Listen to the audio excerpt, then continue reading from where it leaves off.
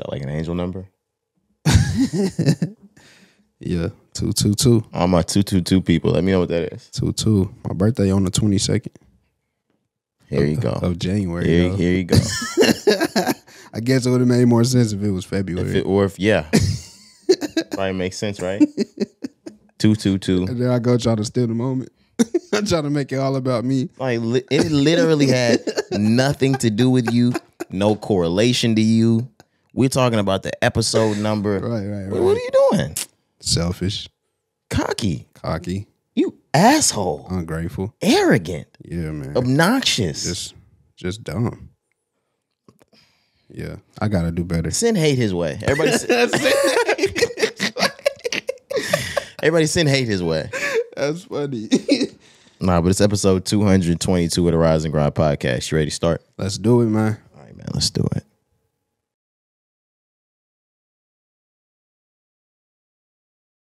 Episode 222, Rise and Grind podcast. We back in the building. It's your boy Roderick. I'm Jakari, man. We here, back in the building. It's Monday again. Yes, sir. It's not Monday, but it's Monday. Hi, man. Yeah, we coming in on a Saturday this week. It's Saturday morning. Yeah, Cari. Keep it a buck with you. Cari made me do this shit, man. It's crazy. Yeah, but every time we do come in on Saturdays, when we clock in on Saturdays, we always talk about how good it does feel. Oh, we be tapped in on Saturdays. Yeah, it's a different feeling. I think that just stemmed from the shit that we talk about with our parents, like when they used to make us get up and get shit done on Saturdays, even though like as a kid you may have hated it. I feel like when you grow older, when you become an adult, you appreciate that shit. Absolutely. I do. There are times that I'll wake up on a Sunday morning or a Saturday morning and do that just to mimic the days that I was young. Yep. Turn on the music, especially for Sundays. I'm probably cleaning if I can.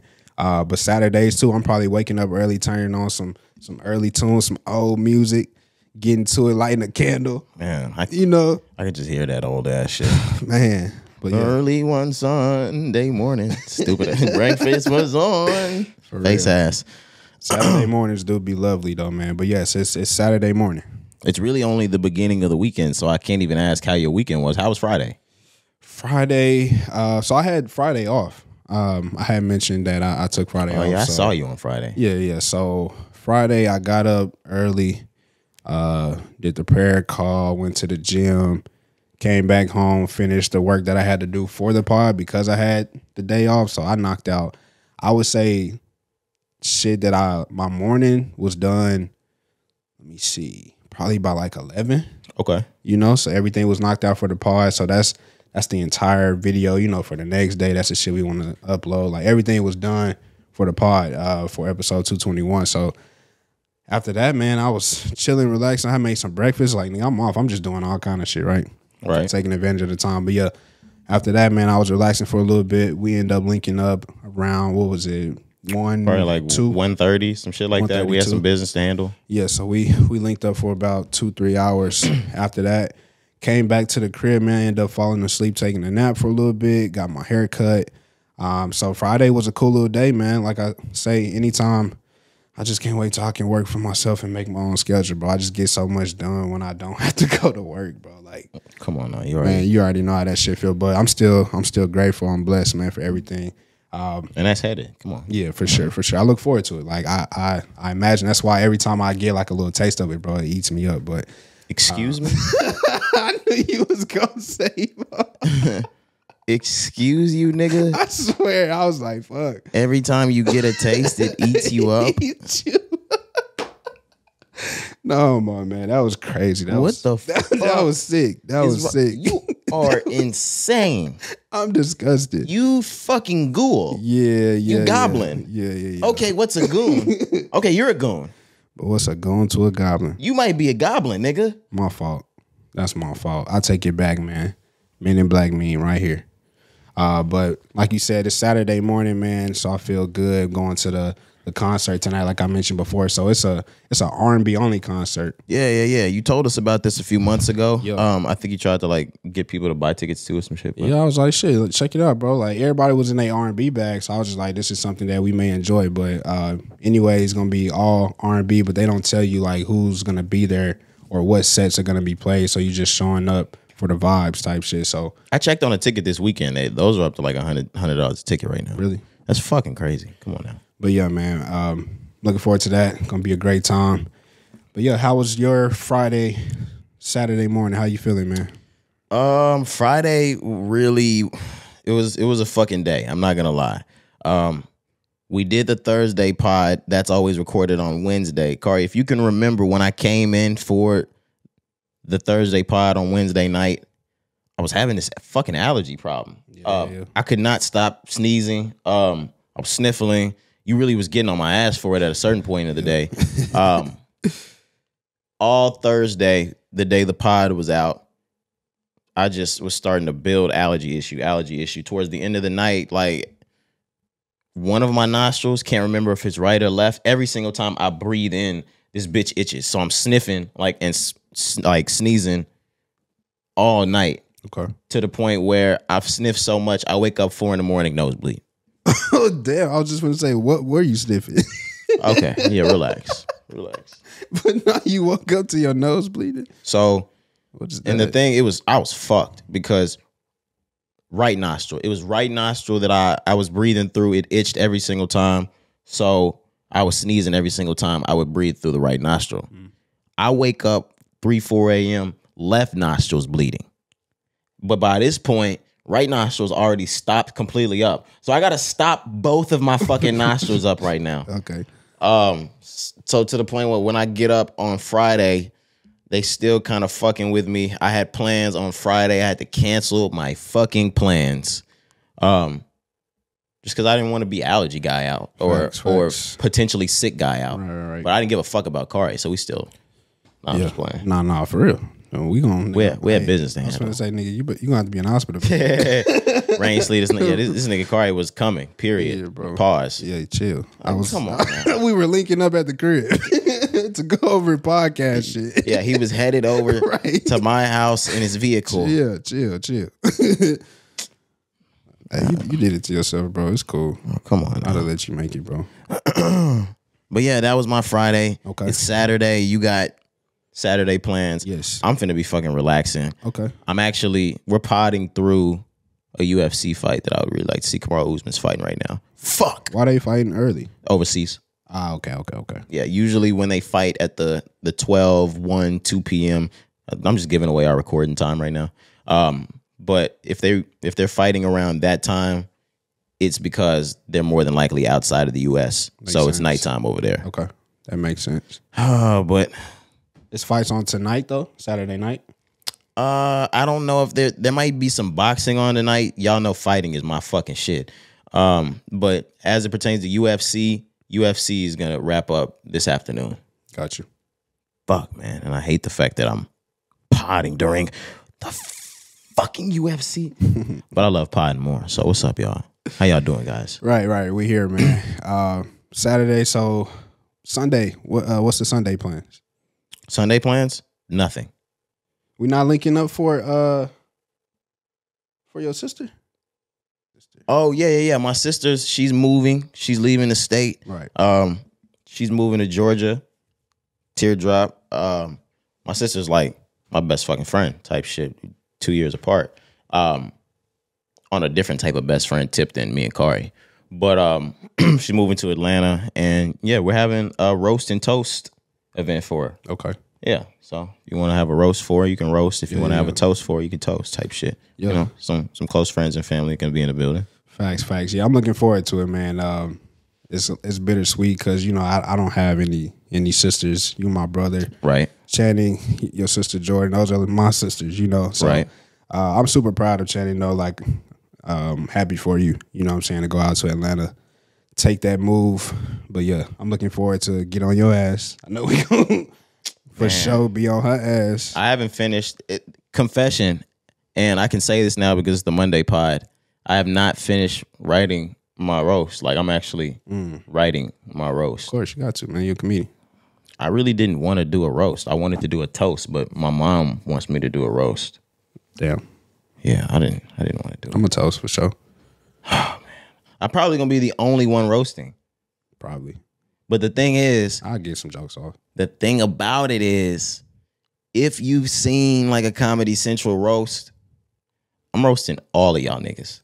Okay, bet. Yeah. So that's why I say I know we're gonna be. I'm going down the line. Like I'm finna get you niggas. Like anybody can get it. Nobody's safe. Oh my God, nobody's safe.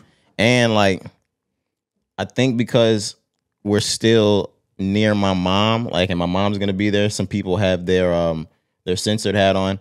Fuck that. Nah. You know, mom dudes know what's going on, man. No holds barred for me. Yeah, we keep it respectful, of course, but we're gonna get them jokes off. Yeah, absolutely. Yeah, you know. Oh no, I'm not gonna keep it respectful either. I'm saying I had to just moms. I almost brushed by what he said without even thinking about it. I'm not keeping it respectful. For sure. Do your thing. I'm just a guest. I have a joke up my sleeve, that one that I've already like planned out. Oh my God.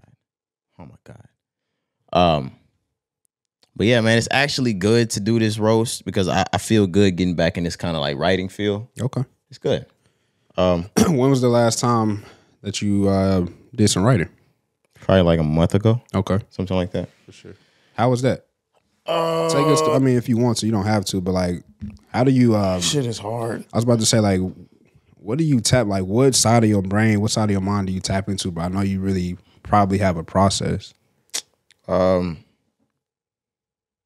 try to stay as natural as I am with who I am.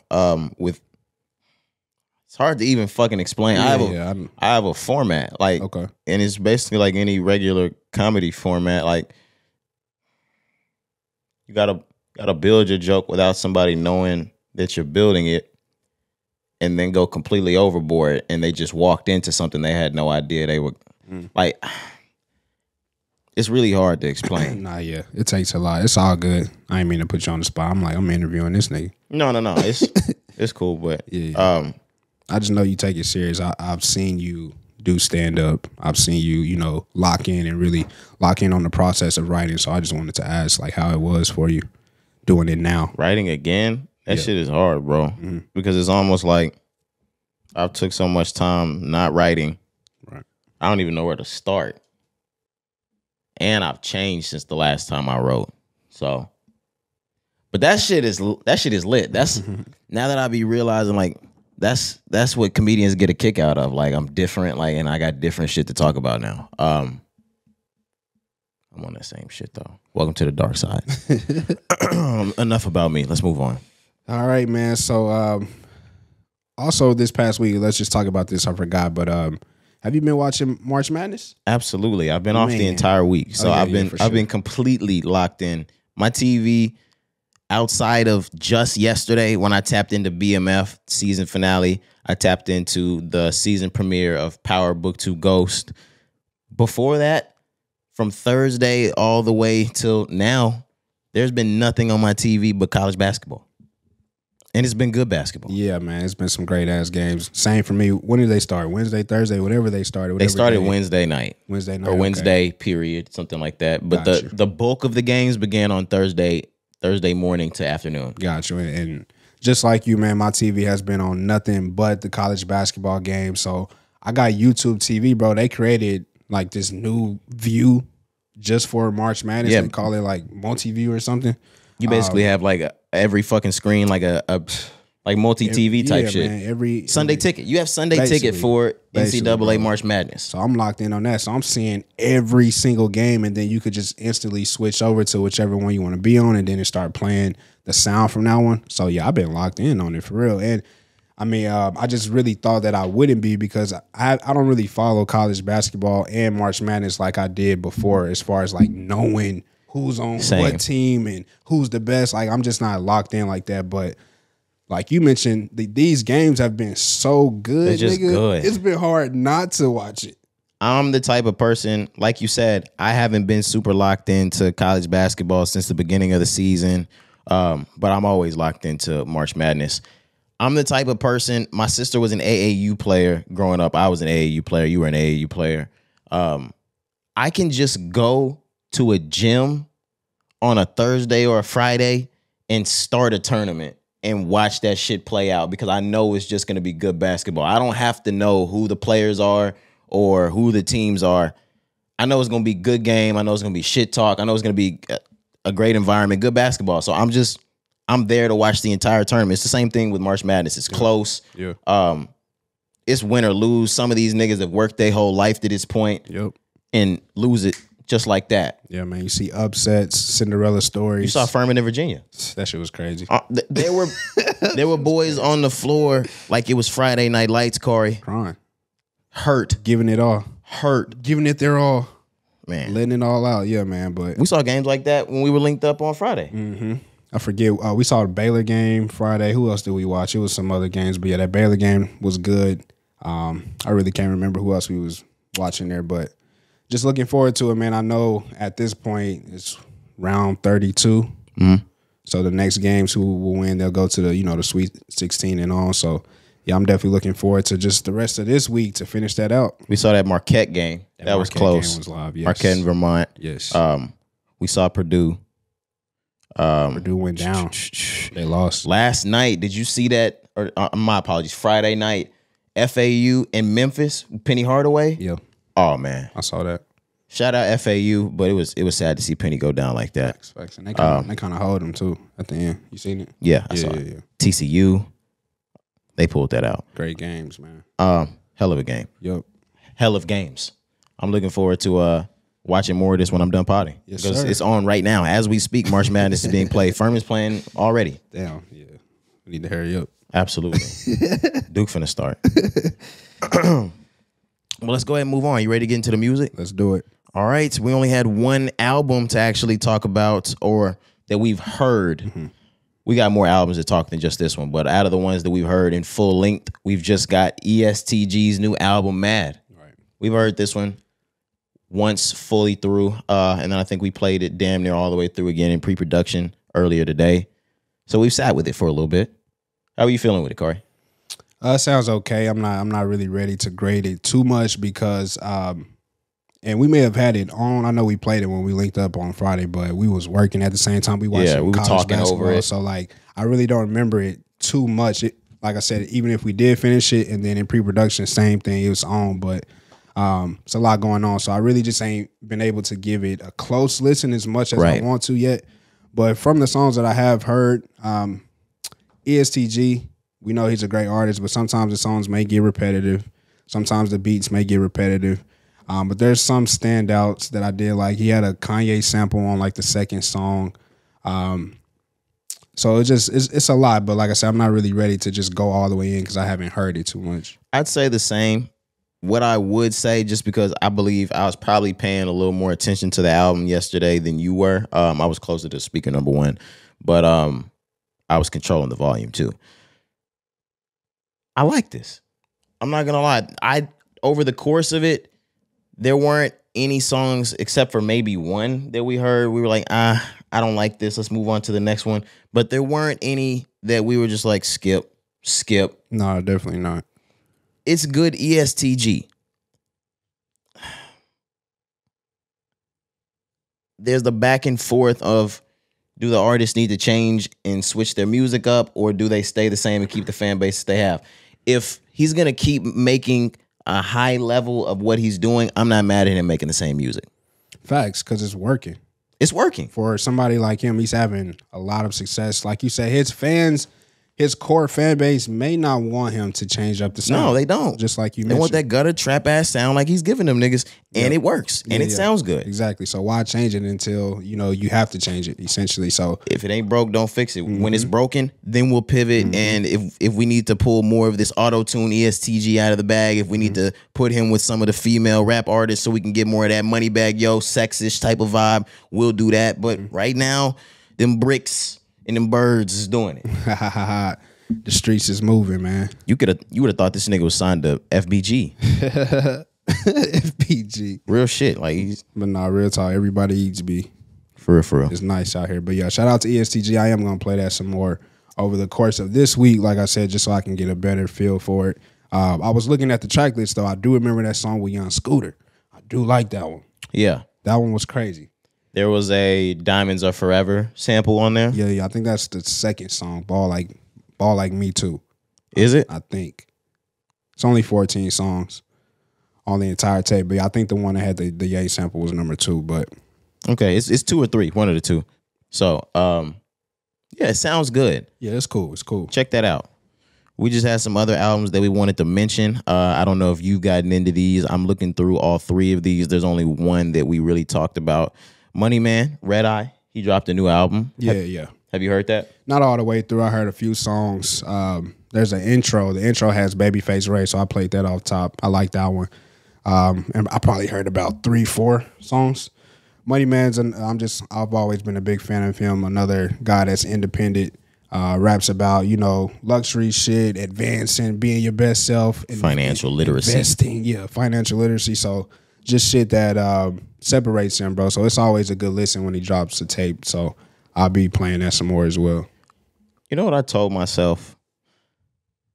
I'm going to listen to Money Man's album, and I'm going to listen to it at full length because I never really had a reason to not like Money Man. Once he stopped being as relevant as he was in the rap game before, I just stopped listening to the point where he was still making music, and I was like, oh, y'all niggas are still listening to that shit? Mm-hmm. But I'm going to tune in. I'm going to give this a full-length listen, and I'm going to let y'all know on Thursday whether or not I downloaded it to the phone or to the iCloud or whatever it is I want to call it. Yeah. And we'll go from there, guys. For sure. Moving on. Lil Keed. His posthumous album dropped, Cari. Keed talked to him, too. Haven't heard this also. Just wanted to mention that it was out. I mentioned it on the last episode. They had dropped a second single. It was called Self-Employed for this tape. Luckily, man, before he passed, he ended up having all these songs done, of course, but he even had music videos that were finished. So there's about 3 new music videos from Lil Keed that's out right now. Okay, that's good. With the album. So, yeah, they're doing a great job. Who's ever still at YSL, I don't know who's keeping the lights on over there, but before you chill. Who's ever running it, bro? They doing a good job so far with Lil Keed. Before you move on, I just wanted to highlight that when you said music videos, shout out EST Gee. A lot of niggas aren't doing shit like that. He's got 5 to 6 music videos just on this album. Mm-hmm. And if you move back to the last album or one before that, I can't remember, he dropped a deluxe just for videos. Like he's doing this thing with these music videos. That's great. Yeah, but back to Lil Keed. Have you heard any of it? Just the singles that were out. I haven't heard any new song. Maybe the one with Young Thug. There's a song with Thug. I think I may have heard that, but no, I haven't given it. It's Saturday, I just ain't had enough time yet. It's crazy to say this, Car. What's up? Lil Keed's keeping the lights on at YSL. Man, no, I'm just playing. I don't know who's keeping the lights on though. He's the last artist there. Who knows? At this point, are Gunna and Young Thug, are those wages like being garnished at this point? It's a RICO, so it has to be, right? Maybe not yet because they haven't finished with the case. But I feel like them other niggas. I feel like assets would have been seized by now, or maybe frozen. Not frozen. Frozen. You're right. Yeah. But I don't think, and I could be wrong, but I don't think you could actually seize until there's a ruling in court. No, but frozen might be a better word. Yeah, for sure, probably frozen. That's why I said because all his shit still say YSL. Obviously, they wouldn't change it, but I just thought of that. I was like, damn, he's the only one to release something. They do have Dolly White. They have Carly, which is ain't that like Carly, his Jericho. Carly, his ex, yeah. That's Jericho. Yeah. So they do have other artists. I'm not just saying Lil Keed is just the only person there, but obviously when you don't have Thug and Gunna at the label, things are gonna change. We know that. I'm really, really, really having a hard time understanding how this label still exists, Cari. I don't even mean making money wise because they've got enough music in the back catalog to make money forever. How is who's keeping YSL still legally able to operate? I know there hasn't been a verdict, but they shut Murder Inc. down faster than this. Was there ever, did they shut them down before a verdict, before a ruling? Yeah, they beat those cases, remember? But I'm saying during the time, did they shut them down? Absolutely. That's how they got the whole building raided and they got kicked out, nigga. Nah, bro, I know that, but I'm just saying at that point, what did they have to go on? What separates it? What's different here? That's what I'm asking. I think what happened first was they had to take the name Murder. out of the record label, and they just had to go to the Inc. The INC. That's what they was calling it, the INC. But they can't. I don't know, man. YSL? I don't know. That's the entire RICO. Yeah, I really don't know. I don't care if it's Young Successful Life, young servants of the Lord. I said this. Young Surfer Life. Yeah, I said this when they got locked up. YSL stands for Young Servants of the Lord. Young Sausage Links. What? I'm just, bro. No, why? No, sir. No sausage links. First off, nigga, I don't even do pork. No, yeah. And Young makes it like a Michael Jackson thing. Right. My fault. Come on. No Young Sausage. What is that? No Young Sausage Links. No, man. I don't even want to talk about Lil Keed anymore. I'm playing, man. But check out his album, man. Support, Lil Keed. Obviously, God rest his soul always, man. It's unfortunate death. I believe he was 23 or 24 at the time of his passing. Yeah. What was his cause of death? I can't. He had like organ failure. So okay. It was something. Yeah, okay. But yeah, man, like I said, just support, the album. If you mess with Lil Keed, I'm gonna check it out this week as well. I'll come back on Thursday and have more to say about that. Got it. We can move on to the last album that we had to talk about in the albums category for this week. And it was a cover album. We talked about this maybe a couple pods ago by T-Pain that was set to drop on Friday. It's called On Top of the Covers. Yep. It was 8 tracks by Nappy Boy Entertainment and Empire. And it's out. He had covered tracks like A Change Is Gonna Come by Sam Cooke, Don't Stop Believing, Journey, Sharing the Night Together, Stay With Me Sam Smith. Yup. Damn, he did Sam Cooke and Sam Smith, same album. On me, and he got Tennessee Whiskey on there. Tennessee Whiskey. Now, track 7 and 8, War Pigs and That's Life, we didn't hear those. Yeah, we stopped at number 6. That's Chris Stapleton on that Tennessee Whiskey. Yep. But yeah, man, how do you feel about it? I'm mixed on this, Corey. I like me. I'm mixed because content and music-wise, this is horrible. I love T-Pain, and he gave us a decade and a lifetime worth of hits that we have nothing to do but appreciate him for. Like, of course. Legend in the game. But this is besides maybe A Change Is Gonna Come, this is bad. This is hot garbage. Garbage. But what I said before about how he put in that work back in 04, back in 05, back in 06, 7, 8, 9, 10, 11, 12, 13, of just nothing but hits, to the point where he's a certified legend.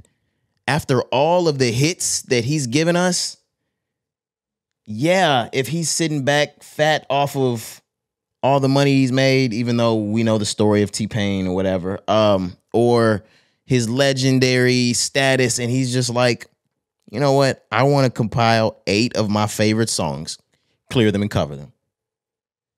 T-Pain can fucking do that. He's earned that.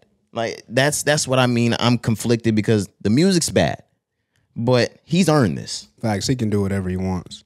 Nobody can tell T-Pain, hey, you shouldn't drop that or you should go this route. Like you said, T-Pain is going to do whatever the hell he wants to do. So I have a list of rappers like that. We have a list of rappers like that. I get your point, though, for sure. He's earned some fuck-offs. Some fuck-offs. We talked about that with certain artists. Yeah, for sure. He's earned the fuck off. Yeah. Because I don't really like this one too much either. I love the idea of it, just like you. Same. The concept, all of that. But yeah, it's not something I'm gonna continue to play. Covers. The thing about this type of cover, so on a normal cover, they're just taking the original beat, same doing their own thing. Melody. Right. It's the same song. This nigga, he sampled. And then change the song up. So like really the name of the song is what makes it the same as the previous one, and then the sample, but it's an entirely different beat on these. So it's a different type of cover album. Think of Marvin Gaye with the Star Spangled Banner. That's what this nigga did. That's what this nigga did with every song he tried. Now I love Marvin Gaye and I love that Star Spangled Banner. That is hilarious. That's what he did. He went in and he was like, man, I'm gonna be Marvin. You're Terrence Payne. Hilarious, man. It's not Terrence, is it? Is his name Terrence Payne? I don't know. If his name's Terrence Payne, like, I don't know. God, T-Pain. please tell me T-Pain's first name is Terrence. Please. Please. But it's worth listening to see for yourself. For sure. Oh, his name's Fahim Rashad. Fuck. Where'd he get T-Pain? Who knows? Man. Oh, I'm tripping. Come on now. Teddy pinned her ass down. Oh. I guess. Teddy Pendergrass? No, Teddy, no. Teddy pinned her ass down. I know where the name came from, but yeah, maybe. Who knows, man? I don't know. But it's the nappy boy. Shut the fuck Nappy boy. and pretty boy. Yeah, You're man. crazy, dude. The one that I wanted to talk about that probably sounded the best to me, even though we did skip it, it's track number 4, Cari, called Skrangs. Bro, stop playing. I'm being for real. Skrangs was the best one. No, it wasn't. It was a song. It was just an instrumental with strings. Whether we talking a cello, violin, bass, Whatever. guitar. It was nice. What was your favorite song on there, Cari, that we heard? I don't have one. Maybe Don't Stop Believing. I love the original. Shout out to Journey once again. I could He gave Journey a run for their money though. Bro, shut up. No, he did not, man. I don't have a favorite though. I'm not gonna be playing this. I'm gonna just keep it real with you. This is not getting saved. Download. I'm letting you know I'm not playing this no more. I'm not gonna lie, 7 and 8 is my favorite, and that's because we didn't fucking hear it. And T-Pain came up to me, he's like, what's your favorite tracks on my album? The one I didn't fucking hear. And I ain't gonna listen. Chill out, man. Shout out T-Pain though, because he gave us hits forever. Right? Bro, yes. You already said that. Oh man. Oh, sheesh. Straight up the bean channels. Man, let's see, look, now you got me on T-Pain, but nah, real talk. I remember the album Rapper Turned Singer. Okay. I remember where I bought the album. Well, the album was bought for me at Walmart. Shout out to my people. They got me the clean version. I was about to say, no, don't shout out to your people. I know your people, and they shouldn't have got you that album in 2005. You were 8? Yeah. We was at Walmart, though. They were selling the clean version, so they bought it. Then I ended up getting that explicit. I was about to say, to be completely honest, I love your parents. They shouldn't even bought you the clean version. Nah. There's some albums that you don't even need the clean version. To know what's going on, is that what you're saying? You didn't. The clean version gave you a clear depiction of what was going on. I probably already knew, and that's probably why they bought me the album. Who knows? My people, my people was on the music tough though. So like, yeah. Like the Ply, you can't get the Plies album even though it's clean. No. But if I on that, that'll get you. But if I lick on that, that'll get you. Yeah. Damn, I should have censored all my shit. Come on now. I need to be better with that next time. It's all good. It's whatever. Do we have other albums we wanted to get into though? Albums, I think we're done for what we wanted to mention. There's a few songs though that came out we wanted to talk about. Really good songs that came out this weekend. Yeah, so let's start with Usher, man. Usher told us last week or on the last episode that he was coming back to wake the R&B game up. He made an entire Instagram reel / TikTok, whatever you want to call it. That nigga said he's on his way to wake R&B up. Hey, and you know he's coming through with JD. JD, that Confessions. JD stepped all over this weekend, apparently. He did, man. But Usher, go ahead. Usher dropped a song called Glue. So he was not lying when he said that he's coming back to wake the game up.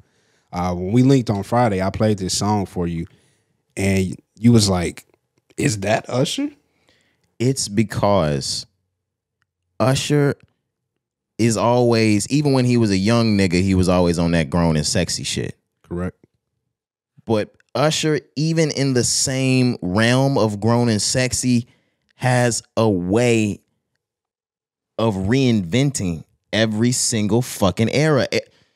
Usher has an era. So like the My Way era is completely different than the 8701 era. Is the completely different than the Confessions era, completely different than the Here I Stand. Right. And so on and so forth. When I hear this, it doesn't sound like anything Usher's ever done before.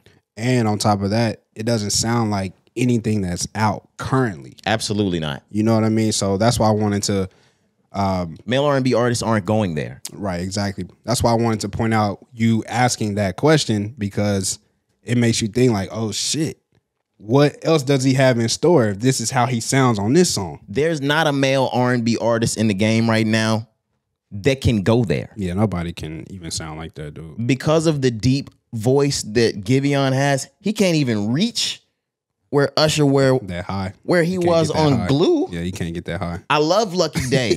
He's not going there with it. I love Masego. He could probably hit the note. He's not doing it the Usher way. Yeah. I'm sorry. Look at me fanning out for Usher because that's my favorite singer. Nah, it's the real. It's the real. The octave he was in on this entire track, incredible. High notes the entire track. Mm-hmm. And the content. This nigga's nasty. Glue. What is it? What did he say? Stuck to you like glue? Is that what he said? Dripping down. He's something like glue. Something out there like glue. Glue? Like glue. I'm going to let y'all listen to Glue by Usher. It's an amazing track. But I'm not diving into what the glue was right here. I'll let you guys find out about the glue on your own. What the fuck? Check that out, man. But no, I agree, dude. So last thing I want to mention about Usher, when I heard this song, it kind of reminded me, and you just mentioning errors, another error that I wanted to point out. The first time I heard Usher's Climax, the song Climax, one of my favorite Usher tracks. Man, same, but I just remember how I felt at that point. It was like, oh shit, nobody sounds like this. Nobody can take a song to this level, make it that relatable, you know, the way that Usher did it for me when I heard Climax. Same shit when I heard Blue. And this is in 2023 now. I'm like, damn, Usher can still do that to me. You know, maybe people are not hearing it like that, but I immediately had that effect when I heard Blue. I'm like, oh shit, Usher is like the best in the game. Man, and now ever since you said Climax, I've been stuck on fucking Climax. Song's amazing. That fucking track is so good. Yep. And with all of the rap and trap being introduced, how the fuck did that track carry me all the way through that year? See what I mean? That was the Daddy's Home album, and he was warming up again, but Climax was amazing. It was a song that's like, oh shit, Usher's the only one who can do that, just like you mentioned. Nobody can do what he did on Climax. Let's wake it back up. Let's do it, man. I'm back. Shout out to Usher, man, on them damn skates. We ready for that Confessions too. I need it. Come on, man. I need it. I told you that. I almost damn near need it. I think we actually get Usher's album this year. I think so. There's a lot of people that you were expecting their album years and years and years ago. You're going to get it this year. It's because I said this a couple pods ago too. If niggas are hollering that COVID shit, stopping, blah, blah, blah, blah, blah, that's over. It's done. Niggas have no excuse to not be out anymore. With that being said, Cardi B is retired. Let's move on. Yeah, she's not dropping, man. Chill. She nowhere in sight? Nope. Nicki drops before she does? Yep. Meg drops her new shit before she does? Nah. Wait. Meg drops her new shit before Cardi does? Probably, yeah. Because Meg will probably come this year. She's back outside now. You seen her? Oh, she's going to come this year? Chill. She's back outside, though. She was at the Vanity Fair. Yeah, she said she was working on a new album. Yeah, she's posting new pictures and stuff on Instagram. She's fully back as well. So, yeah, definitely getting that Meg this year, more than likely. Cardi could probably just do features for the rest of her life, right? She never has to drop an album. Man, that's fine. She almost... It's crazy you got me in this bag. She almost shouldn't drop another album. She shouldn't. Like, because, and I know we kind of talked about this before, but like, I would be okay with her never dropping another album just because it may not go the same. It may sound good as far as the quality of the music, the lyrics, the features, whatever she does on the album, it's going to sound good. We know that the body of work will be respected. But what I'm talking about is everything that has come to Cardi since Invasion of Privacy. Yeah, and I got a hot take. The fame, the glamour, all the bells and whistles, right? I don't think she does that again on a second album simply from the album. You know what I mean? Like, Invasion of Privacy is why she's here where she's at now. I don't think another album can transcend her more than where she's at now at this point. So that's why I would say she probably almost shouldn't drop another album. Can we agree that in the 80s and 90s and maybe the early 2000s, the rap is a lot more conscious than it was before? I mean, than it is now? Yeah, absolutely. Okay.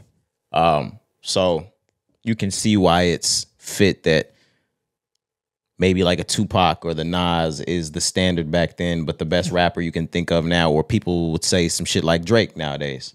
Yes. Cardi B, if she were to never make another album, she would stamp this generation like Lauryn Hill. Hot take. Cardi B came into this shit music-wise and broke every fucking female rap record that could exist. #1 album, Grammy Award-winning album, rap album of the year. Yeah, she beat Travis Scott Astro World that year. She beat Beer Bongs. And she just skated. This might be, and with all of the success that she took from it, this might be bigger and better than Lauryn Hill. Because if you think about like the last 10 years of rap, female rap, the only name that you really have to say is Cardi B. I mean, you can still say Megan and Lotto, but those enter toward the late 2010s. You have Cardi B. You got Nicki, but Nicki and Cardi. The biggest one? Yeah, Nicki, Cardi. I'd say Nicki's the best. The biggest one is Cardi. Yeah, Cardi's been big since 2015. She's been the biggest since 2015. She never has to drop again, and she will be still the biggest female rapper of all time. Nicki's fans are gonna hate that, dog. One out. They gotta eat that. Barbs are gonna hate that. I know, we gotta eat that. I'm gonna put me in it every time. Yeah, me and the Barbs, we gotta eat that, bro. Gotta eat that one. Stuff though. But no, shout out to fucking Cardi B. Do you see her dropping another album, Corey? I real shit. You can't stop asking the question. I'm being for real. No, I know. I can't see her ever dropping another album. I real talk say no, she never drops another album. Ever? I think we get one, dog, sometime. But I mean, also I'm kind of on the fence because if we did get to a point 20 years from now and Cardi B has took the Lauryn Hill route and only given us one album, I wouldn't be shocked. If she gets a reality TV deal with Offset, you'll never get another album. Please, if y'all ever want music from Cardi B again, don't let her sign a TV deal. Or get a big ass brand like Rihanna's. Oh my God, don't let her get a hold of some shit like Fenty. Yeah, if she go millionaire status, we're never getting, billionaire status, we're never getting another album. I can promise you that. Absolutely. Don't let her find the one product that works. Come on now. Matter of fact, I hope it happens. Like, facts, yeah. It'll be cool. Get $1 billion.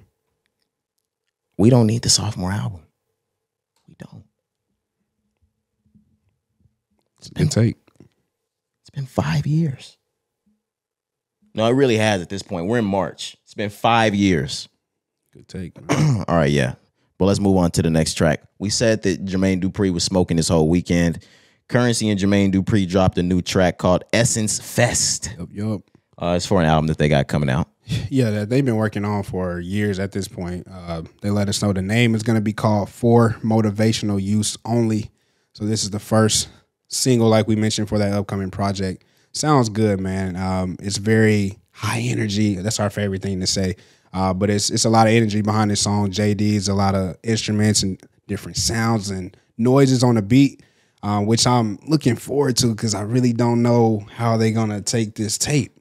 Because this sounds good. I love this, but Curren is just he likes slower beats as well. So I'm like, how is JD going to make Curren sound good on his beats? I'm looking forward to it. What I will say, the reason why I'm not worried, producer after producer after producer has showed me Spitter can rap on anybody's beat. I agree. He can rap on anything. Yeah, I agree with that. I'm not worried. I'm just looking forward to it.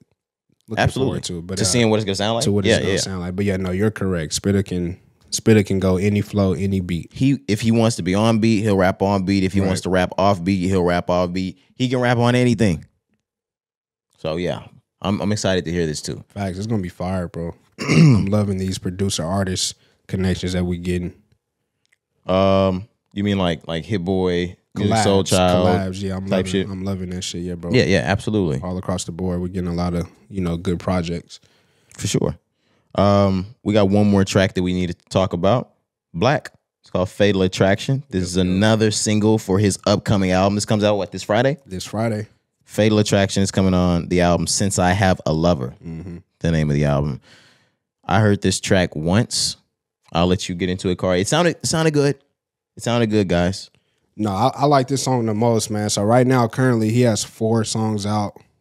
The first single was Since I Have a Lover, the single. And then he dropped another one called Talk Back. This one, Fatal Attraction. And then he has a song that he dropped from an EP in 2021 called Rent Free. That's going to be on the album as well. But out of the 3 new songs, I like Fatal Attraction the most because this one sounds like the old Black, the Black that we know. The first one, Since I Have a Lover, remember he took that more alternative route. And don't get me wrong, it's not bad. I just don't like it that much right now. I feel like placement is going to do that song very well. Hopefully it's placed in a good spot. It's number 3 on the album, according to the track list right now. But Fatal Attraction, man, that's the Black. That's East Atlanta Love Letter Black. You know what I'm saying? That's free Black album. He just got into his bag on that one. It just sounds more like his style, his flow. For all the Black fans, y'all know what he's talking about. What you mean? Oh, the tapes? Yeah. Okay, I'm letting you have this one because Facts. I can't tell you niggas what good Black is because good Black. I don't listen to Black like Facts. that. But no, last thing, man, I am on the fence. We kind of talked about this on Friday. You mentioned how you hope you didn't have to eat your words, what you said about Black. I'm hoping the same as well because right now with these 3 different songs, I don't know how this album is going to sound. So I may have to eat my words on Black. That's being that guy like you were talking about. I told you that on Friday because I've been very critical of Black in the past pods, but there's a lot of hype around Black's album dropping on Friday. Certain albums, when the artist is big enough, you can feel the hype. This week has started. You can feel the hype building around this album. It's slated to be one of those. He hasn't dropped since what, 2017 or 18? East Atlanta Love Letter was 18. Yeah. So 5 years in the making. One of the biggest artists in the game. I'm gonna have to give this a full length listen, and if it's amazing, I'll eat all the words that I said before. There are tracks. I lied, guys. There are tracks on East Atlanta Love Letter that are really hitting like that. Yeah, we know. But no, we know.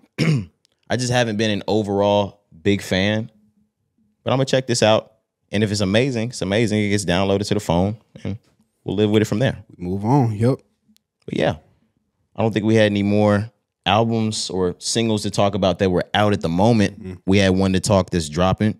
Hit Boy's Surfer Drown is dropping this Friday. Sheesh. He's got 1, 2, 3, 4, 5, 6, 7, 8, 9, 10 tracks.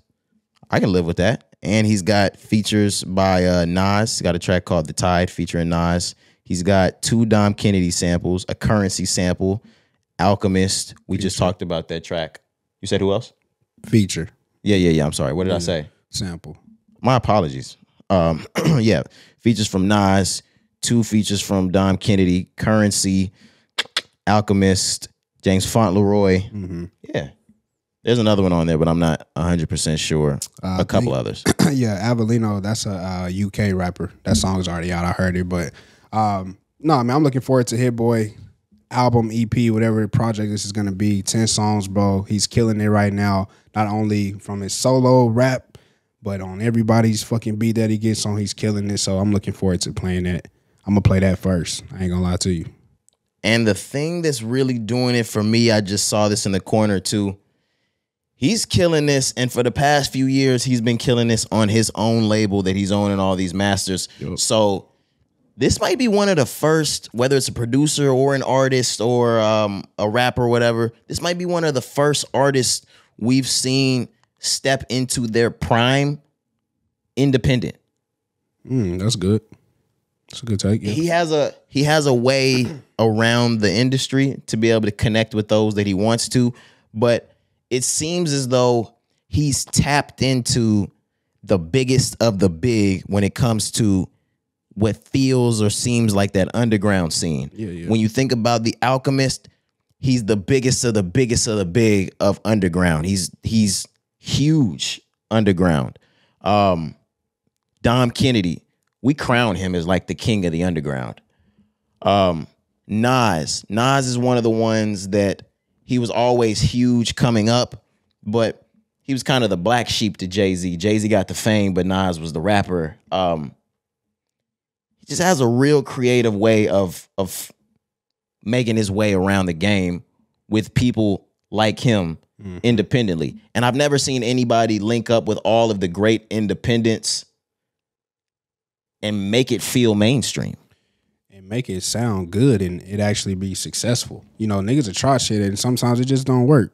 Everything that Hit Boy has so far, putting his hands on everybody that he has collabed with or worked with, whether it be an entire tape or just singles or even shit that he's doing on his own, man, he's putting out quality every time. That's something that I just feel like needs to be understood. Like, he not missing on too much, maybe nothing at all. Hit Boy is really, now that I'm looking at it, he's breaking through the mainstream. That's crazy. You don't see artists that are independent really break through the mainstream and you consider them in their prime. Most artists, when they're in their prime, is that time they're signed to a label. They're killing shit there with the label. They've got the best of the best producers working with them. They're getting features from just about the hottest of the hot in the game right now. We haven't heard a Lil Baby feature from Hit Boy. We haven't heard a Lil Durk feature. We haven't heard a Glorilla feature. And this nigga's still at the tip top. And it's crazy. He making all they beats. He may not have a feature, but he making they beats. Oh, yeah. I don't even mean it like that. I know. I'm just saying, though. So even though, on the artist side, he ain't eating, he's still eating. He said he's Kanye's best son. Yeah. That's lit. I fuck with it. Everybody always uses Ye as the best. Who was it? Big Sean? Yeah. Kanye's best prodigy, whatever he said. Chance the Rapper. I met Kanye West. I'm never going to fail. It was Chance, I think, who actually said that, yeah. But same shit. I mean, and then there was that little freestyle that Justin Bieber remixed with the same shit. Do I remember that? When was that? He said something in his that little freestyle that he did up on Hot 97 or some shit like that when he went over the Otis beat. I think I may remember that. I don't know. Yeah, I'm gonna have to run that back. Niggas really look at Kanye like the fucking beacon. But I guess if we're not considering, No ID kind of put Kanye in the game. So if we're not considering No ID like a son of Kanye, then I might be able to agree with some of this. Who are Kanye's sons producer-wise? I don't know, Cari. Hit. Hit ain't his best son. Nah, I just play. Do you know who I'm headed with? This is his best son. Producer-wise? Trav. Oh, okay, duh. Trav is Kanye's best son. I just thought you were saying somebody that's strictly a producer. That's why I wasn't thinking Travis Scott. Kid Cudi maybe. Too, yeah, Cudi in there. Travis Scott for sure. But producer-wise, I really don't know. Trav. I mean, he's the number one for sure. Yeah, he's all around the board as a son of Kanye West. Right. Damn. Do you give it to Travis Scott or do you give it to Kid Cudi? As the number one? I think I'm going to give it to Travis Scott all the way around because artist-wise, it could be an argument neck and neck for both of them. But I'm talking about overall person. You add production in. Production, but I'm talking about overall artist, person, attitudes, persona, like personality. Don't do that, Cari. No, I'm saying I'm not saying this in a negative way. He's doing the Drake 2 birds, 1 stone style. It's not even a negative way. I just think Travis is more like Kanye in that regard, in that respect. Even when it comes to touring, shows. He's an animal on the stage. He got that from Ye. Yes, he did. Cudi has great shows, but it's not as animated like that. So that's what I mean. Like Travis Scott has more areas, to me, if we comparing those two, where he appeals more to Kanye, in my opinion. You're right. So, but yeah. I was with Travis with you anyway. So you might need to hold that, Hit Boy.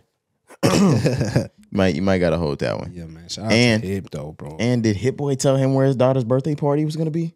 He did. No. Did Travis? It was It was Travis. So shout out Trav for staying real. So because only Trav and Meek Mill was gonna do it. Thanks. Like, how did Meek Mill get thrown into that? Why was Meek there? He was like, "Thank you, Meek Millie." Why was Meek Mill there? I don't know. He said only Travis and Meek Mill would give him the address. Why was Meek Mill at Kanye's West's daughter's birthday party? Think about it like this on the even larger scale. What are we doing? Why was Meek invited and Kanye wasn't? That's what I'm saying. Kanye wasn't invited to his daughter's birthday party, and Meek got to enjoy that cake and ice cream. I might slap the fuck out of him. Like, Meek had to give him that address. Are you kidding me? So did Travis fucking Scott. Yeah. Better stop playing with Ye, bro. For real. Like, man?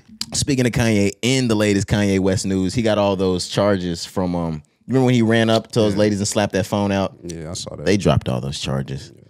Yeah. Well, let's go ahead and move on into more news. Corey, where are we at with it next? Oh, shit. Puma. So we got this interview that came out. I don't know who it was that did an interview with Black Sam. Yeah, it's Black Sam and Earn Your Leisure.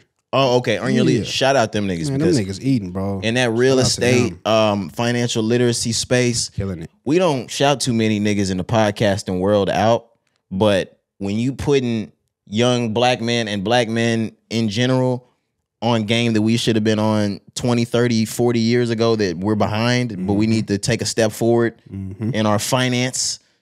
Shout out Earn Your Leisure. Them niggas going crazy. Yes, sir.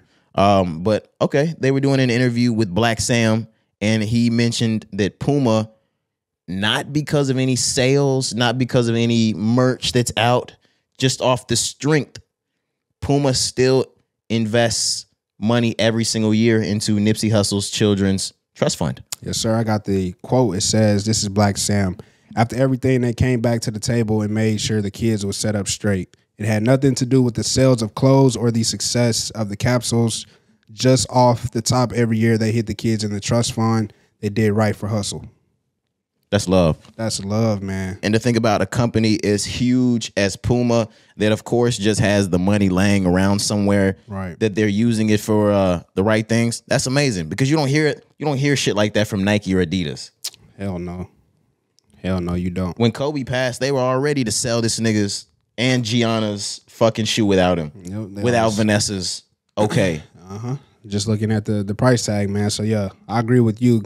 Big shout out to Puma for that. It's good to see, like, not only artists, athletes as well, you know, going the Puma route, because to me it has seemed like it is more of a home family feel. Maybe everybody's still gonna care about money. It's still it's money at the end of the day, but like, it's more personal with Puma to me. It's still that third or fourth largest conglomerate when you think of that sports apparel world. You still got Puma sitting up there next to Nike, Adidas. It's just not that top one. You got Nike's, Adidas, Reebok, then I think you got Puma. Yep. But it does have a more family home. You feel it, right? Think so? I feel that. Yeah, it's one of those things where, like, when you look at the music video and you see that you have to be Drake or Dirk to get clearance to go be at the Nike headquarters and shit like that. Niggas not doing that. Puma seemed like some shit like you can take a ticket and go get a tour. Facts for the low, for the free. Come tour the Puma headquarters, $30 tickets. They take you around on a trolley and shit. You can get them hoes on Groupon. Yeah, they sell chocolate covered bananas and shit as you walk by, like it's Six Flags. Yeah, they got Dippin' Dots. That's funny. Yo. Puma got Dippin' Dots. They got Dippin' Dots. I'm not shitting on Puma. We want that deal. Facts on me. No cap, man. We want that Skechers deal, nigga. What do we need? I'm gonna put them Hillies back on if I got to. I'm gonna let you know right now, Corey. Too far? Yeah, we might have went too far with Skechers.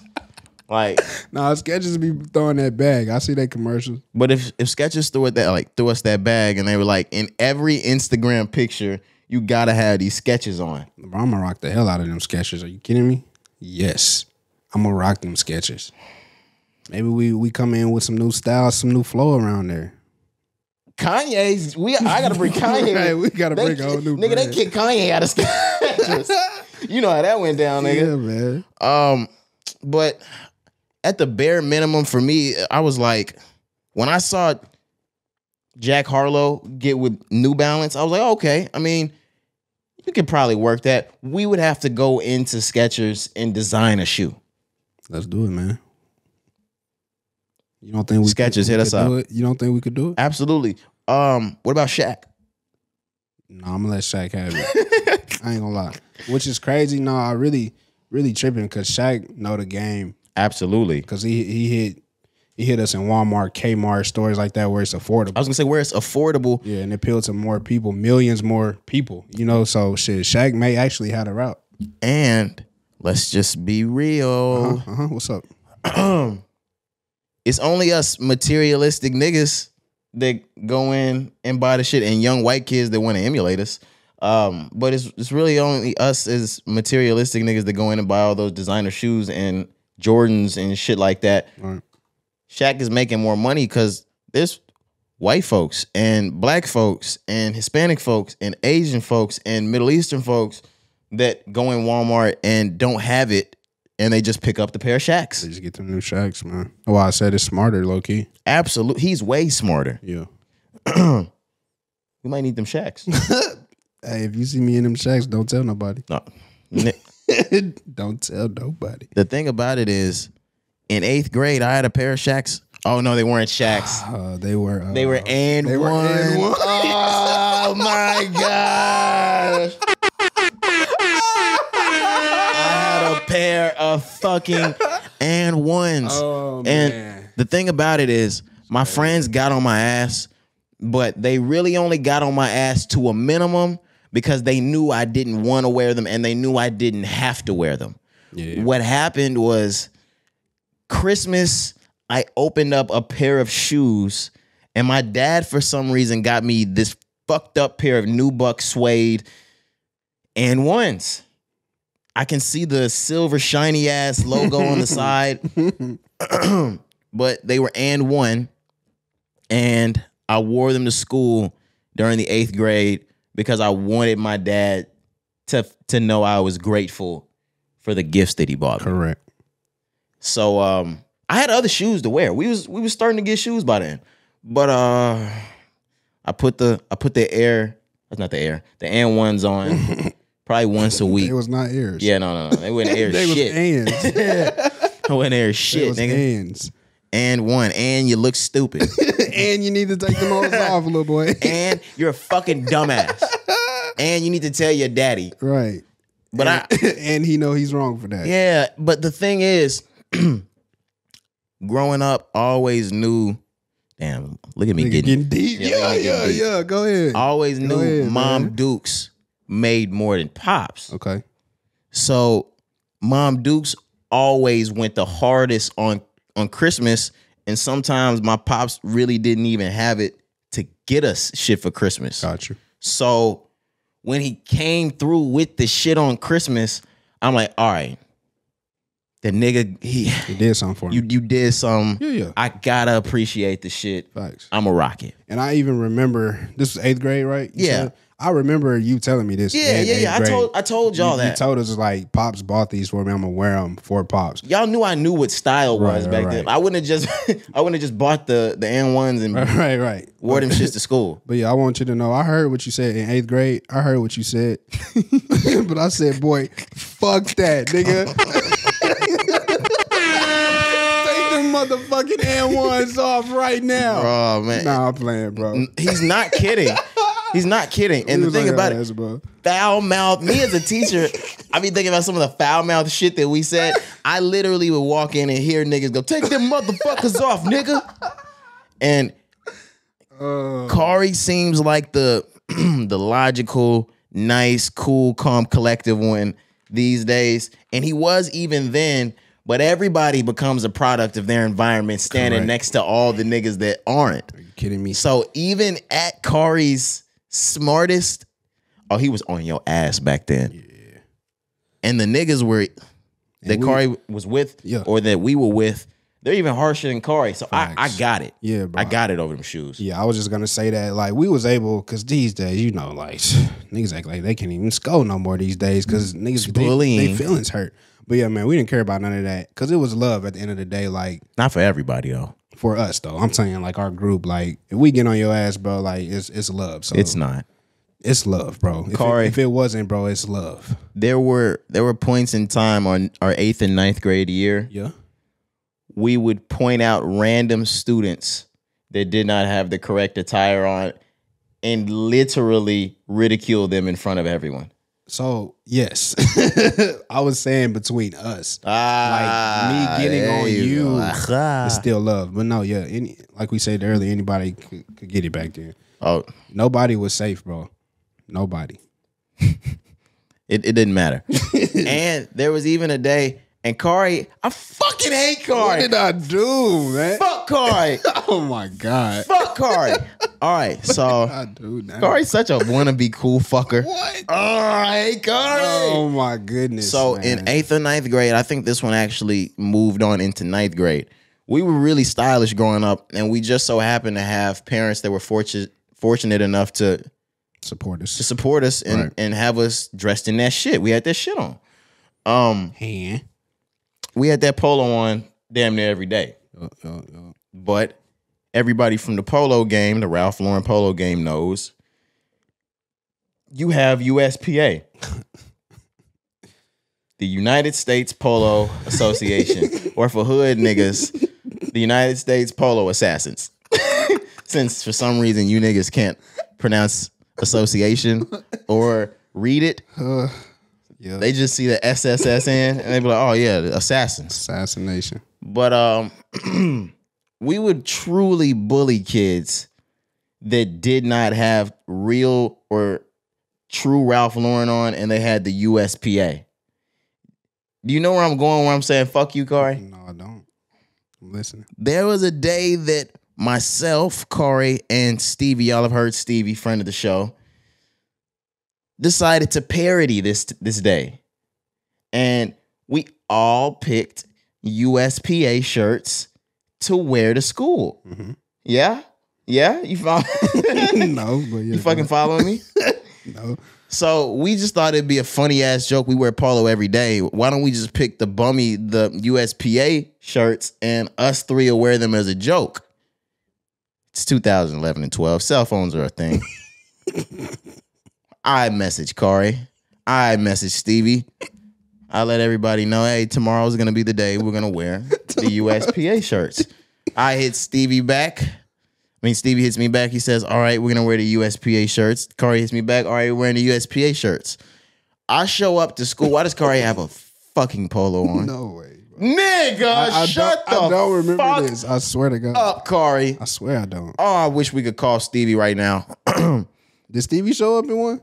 Yes. Why didn't I wear one? So we both showed up in USPA. I'm a bad friend. Absolutely, you're a bad friend. And we had to explain the joke. Like, I feel like, niggas got it because they saw me and Cari, me and Stevie in it together, but had they seen all three of us, they would have known exactly what we were doing. But Cari fucked all of that up.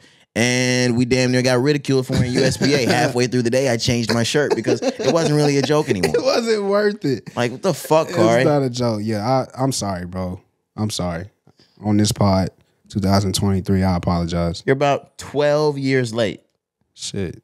About 12 years late. Oh, well. Guys, there's a laundry list of those things that Cari did. And it's crazy, man. Like, looking back, you be telling me some shit that I did. I'm like, bro, maybe I was a horrible person. Maybe I was Bro just wanted to be cool. That nigga did not want to put that USPA on. And he knew we had that fucking deal, bitch ass. Yeah, that's crazy. Because there was another time when this was the entire school, but you remember when we all came in. So y'all remember the era where niggas was wearing cargo shorts. White tees and cargo shorts, and we probably got on some Chuck Taylors, nigga, Wiz Khalifa style. But we was all rocking that, right? This was middle school, huh? The 7th, 8th grade? What grade was this? This was 9th grade. Let me give a little backstory. Go ahead. We usually don't have an assembly every single year to start off the code of conduct. That's what it was. We were such a rowdy group that they made sure we had an assembly at the beginning of the school year, 9th grade, the class of 2015. We have to get these niggas in order. If you remember, they had one in 7th grade for us when we came in. They were like, hey, we already heard y'all are the worst fucking group we've had. Like, we gonna get this in order. They obviously didn't get it in order because they had us right back in their 9th grade for the same conversation. And inside of this conversation, I'm sitting with the fucking culprits of this shit. Shout out, gang. Yeah. I ain't gonna name names. Yeah. No, literally, you'll hear that in a moment. They're going over the dress code and they're outlining specifically what is appropriate, what is not, and what is so inappropriate that it would be considered gang affiliation and or gang activity. Right. Man, you know it's gang type shit. Come on now. So, you can't tell. This was, what were we, 15? We were 14 and 15, yes. You can't tell a 14, 15-year-old this. But yeah, go ahead. So the moment they have a projector up there, they're going through different slides. They talked about the gang activity with the clothing. The moment they told us what we couldn't do as a gang, niggas looked over and said, look, this is what we gonna do. All right. Tomorrow. And I mean tomorrow. Nigga, we didn't need 2 days. We didn't need to line it up for a week. Tomorrow. Everybody's gonna have the same shirt, a pair of cargo pants, white socks, black shoes. I mean it. Same shirt, cargo shorts, white socks, black shoes.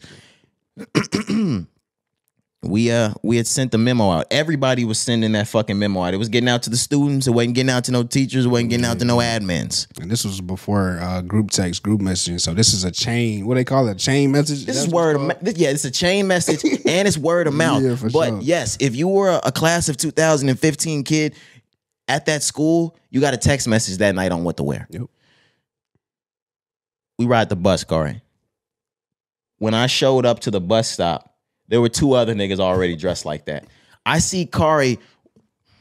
The bus stop is angled like an L or a backwards L. I come up the short side of the L. Cari comes down the long side of the L, and we meet at the point of it. Right. Cari comes down this long fucking side. I can see Cari walking up from the time he leaves the house because he has to walk straight down to the bus stop. I can see his fucking outfit. He's wearing a fucking outfit. We get on the bus. There's niggas wearing a fucking outfit on the bus. We're fucking lit. But the thing is, we haven't gone to school yet. Right. So we really it could just be us. We don't know. Mm-hmm. What it takes is walking into the school. It's a little early, so everybody eats breakfast in the morning. You go to the cafeteria. That's where everybody, if anybody's anybody in middle school at this school, you're at the fucking cafeteria for breakfast. All the popular girls, they were at their own table for for breakfast in the cafeteria. All the niggas, they were at their table. That was our table. Mm-hmm. When we turn the corner, it's not a door. It's a wide opening to just walk into. Double doors, whatever. Yes.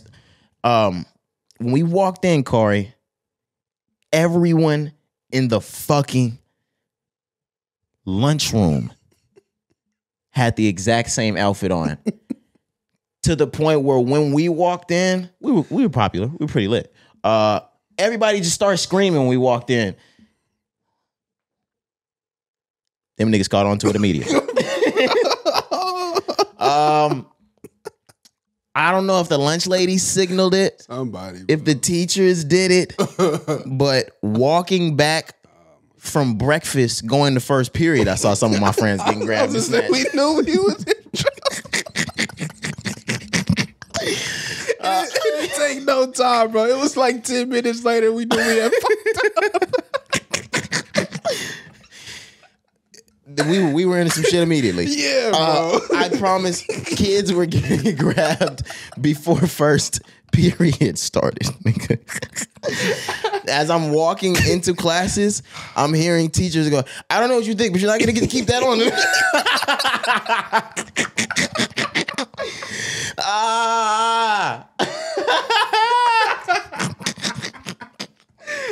Oh, for real. Oh, man. For real. Down to the point where a lot of my friends did have to sign gang forms, like what were those? They were like gang investigation forms or things like that. But that's crazy. Somebody had to snitch because they got the niggas who organized. They got the exact niggas who organized the text. So yeah, I think. And now that I'm an admin in school, they're kids, and them niggas are. Yeah, they were snitching. If you put enough pressure on them, they're gonna rap. Yeah, we're gonna call you. Oh my God, it was Malik. Malik did it. Shout out Malik, bro. Right, bro. Shout out, bro. Oh, it was Malik. God damn it, he's gonna kill me. He did it though. That's the crazy part. I know. They had that nigga, bro. Man, they had Malik's number. Malik, they had that nigga in the office signing gang for man. And he ended up going to the military, being mad successful. Shout out that nigga Malik, man. Maybe it was written. Absolutely. Once again, 3.0. Oh my God, yeah. That gave him a 180. He turned his life around. No more gang shit. Let's go to the military. Nigga said gang. He said no. That's funny as hell, man. But it was a good time. Yeah, man. So they was pulling us. Just the last thing, they was pulling us out of class. So for those that did make it to first period, I was able to make it to first period. But my seat. I remember I could kind of see out the niggas just walking to so you know classroom doors is just like a little rectangle for the window, right? Maybe it's probably not like a big glass window on the hell, but you can just kind of see niggas getting pulled. I just kept seeing white shirts. Somebody stopped by my window like, nigga, it's over. Bro. It's over. They got us. So look, I remember I had a jacket. I tried to put a jacket on, bro. They still pulled me out, man. They sent us to, was it the nurse office? Yes, they sent you to the nurse to change your clothes. Oh my goodness. However, I was a smart nigga. I knew the night before. I was like, this is not good. I was like, you know what? This is probably gonna go south AF. AF wasn't even a thing back then, but I knew it. I said it's going south AF. Yeah, it's 2011 or 12. I'm like, it's going south as fuck. It's going South Padre Island right now. I put a change of clothes in my backpack. I don't know if y'all remember I did, but by third period, nigga, I was. Nigga out on the basketball. Oh my God, I was in picture day clothes. Oh my God. They were like, what the fuck, man? Yeah, how did you not? You niggas are stupid. Oh yeah, because bro, you're correct, because you came out with a whole fit. We get sent to the nurse office, so it's just whatever they got. Niggas got on 3X shirts. I changed my whole fit. Shirts, they got holes and shit. So like we look fucked up for the rest of the day. Fucking peasants. Like I said, I brought a little hoodie, so I had my hoodie on. I was my God, I was LRG down. Yeah, nigga, you was this nigga had on Levi's, everything. I'm like, bro, what's going on? Oh, y'all niggas ain't bring y'all 514s? Nah, bro. I thought everybody bring their raincoats. Not today. The fuck? This nigga went to get a motherfucking raincoat. Yeah, I had my shit. I'm so glad we brought that up, man. That's amazing. Absolutely. Good ass times, man. I haven't talked about that in years, bro. Me either. That's amazing, bro. I remember hearing Dario as he was getting his clothes taken, reciting Dave Chappelle going, give me my shirt back, my shirt back, my shirt back. Bro, we were crazy as kids, man. Just insane, man. Oh my, that's funny. Are you ready to move on to other crazy kids? Let's move out of that, man. NBA Youngboy. Crazy kids. All these meddling kids. right. Was that Crocker? Is that Crocker? No, that's any nigga that ever got caught on Scooby-Doo. Scooby-Doo. Right, Crocker's when you have to deal with very young parents. This nigga hit three different fucking very young parents. Broke every bone in his body. That nigga Crocker, and still never got that boy Timmy. That's crazy. Shout out to Timmy. Absolutely. Absolutely. And not the other Timmy. Yeah. Why is every nigga named Timmy a real stepper? I don't know. Because little Timmy got the blicking. Timmy Turner. Yeah. Oh my God. Even what's bro from Good Music? Timmy Turner. Designer. He was ooh. Don't let that rap money slow up. I'm scared of what he might do. Nah, but we were here to talk about NBA Youngboy. NBA Youngboy's house arrest rules have been modified.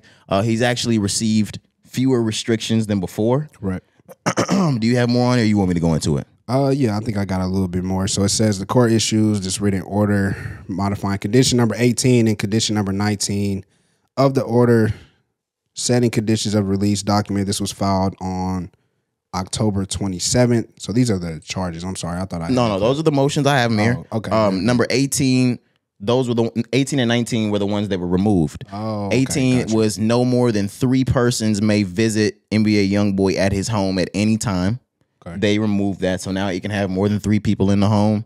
And number 19 that said no visitors are allowed at the defendant's home before 7 a.m. or after 9 p.m. So now he can have sleepovers. Aww. Yeah, me and Youngboy can have sleepovers. It also doesn't limit who can come anymore, I don't think. Facts. Okay. So cool, man. That's good. Like we said before, he's at least showing that he's on a new path, or at least just trying to get rid of everything that he has. That man is growing up. So it's good to see like the courts, the judges, the lawyers, everybody that's associated with that shit. It's good to see them feeling that way too, because as an artist, as a fan, sometimes, you know, it'd be hard. Niggas can put on a show. Absolutely. Things like that. But when you're getting it from people that are within his circle, like I said, people that are in the courts that are actually sitting around watching him, when they are speaking on it and the courts are ruling in favor, it's like, okay, this guy's really doing shit the right way now. And whether it was pre-production or actually during the pod, I can't remember that we had this talk. It's not that I don't want NBA Youngboy to be off house arrest, but do you remember what I said before? I do.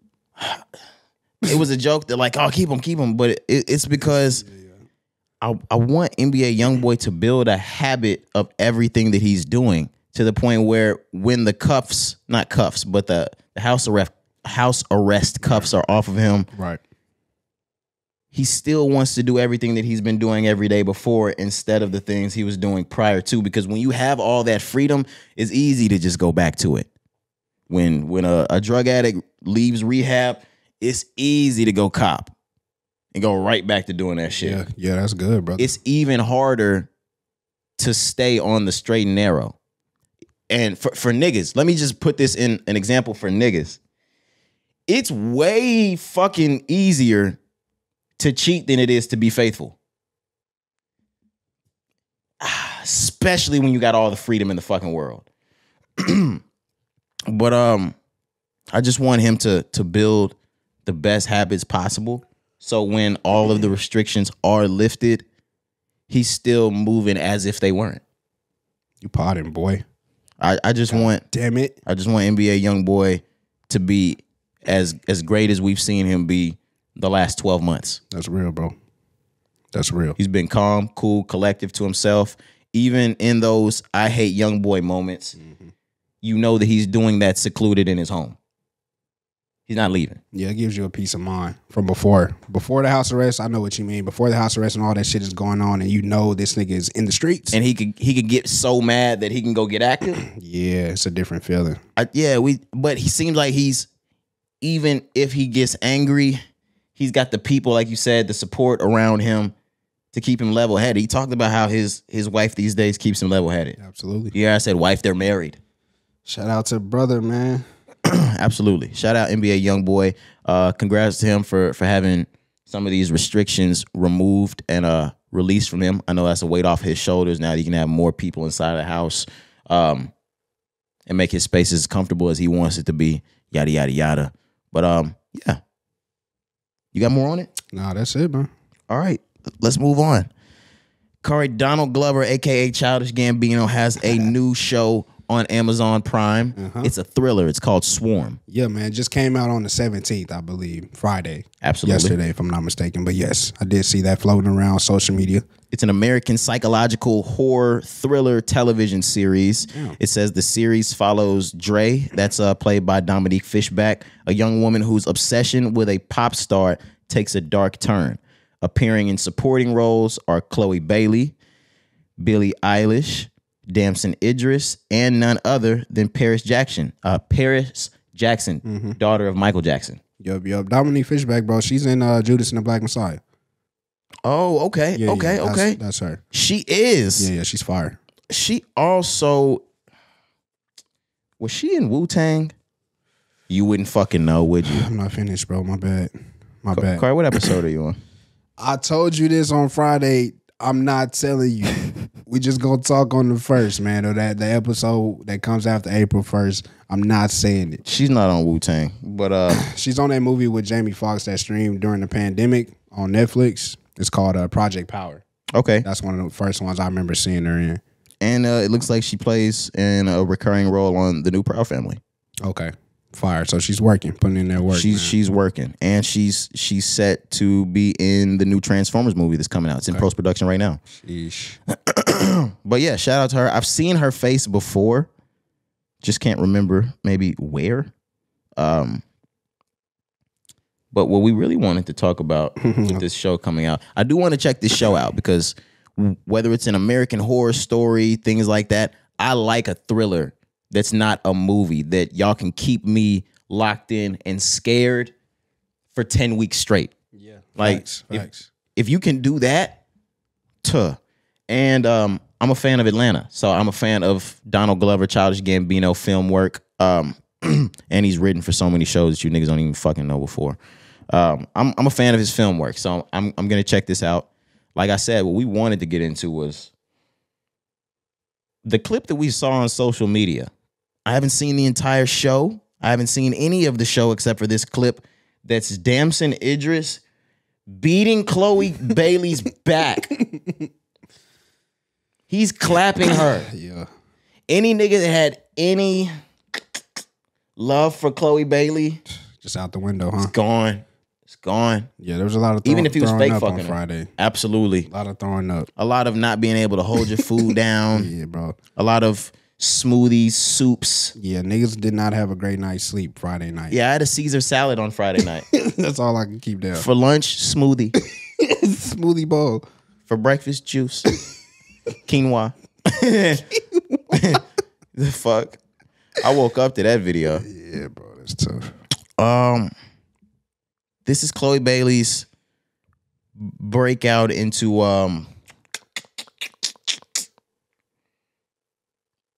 rated R content. Yes, movie wise. Yes, film because wise. we know her from Grownish. I know her from. It's funny. The first time I saw Chloe and Halle was a Spoken Reasons video when they were selling Girl Scout cookies at his car window. Damn, that was Chloe and Halle. Oh wow, that was a long time ago. Yeah, a long time ago. But I didn't really keep up with their music. But when I heard them way back then, I was like, oh, they sound amazing. Those girls are gonna be fucking famous. Yep. I was 13. I'm 25. I'm about to be 26. And then I saw them move on. They were on Grownish, to which they really built themselves. They're singers, but they really built their star power by us seeing their faces on Grownish. Yep. And they have a lot of backing from the Carters. So, I mean, that... They gonna get you where you need to be. Absolutely. I mean, from them both having the look, they got the voice, and they got the backing. It was only right that they become stars. Chloe seems to be the one that's becoming the star. Now, that'll yet to be seen when that... Princess, what is it called? When that mermaid movie comes out. Yeah, what's it called? Princess? The Little Mermaid. Oh, that's the name of the movie? My bad. I really didn't know. I thought it was called something else. No, she's playing the Little Mermaid, I think. Yeah, I thought it was something else. My fault. Maybe it is. No, I don't know. You may be right. You may be right. I don't keep up with the Disney princesses. I know she's playing Ariel, and every white person in America had a fucking problem over That's what I think I was talking about. Okay, maybe it is called Princess Ariel or some shit. I don't know. She's a Disney princess. So. Like shit, I don't know. What this is the movie just called Ariel? Maybe it's just called Ariel. I don't know, bro. I don't know. Look at us. We need a lady. Oh my God, ladies, let us know. Right, we're hiring. Call us 555-5142. Jeez. I wasn't expecting to see that. Nevertheless, Cari. Yeah.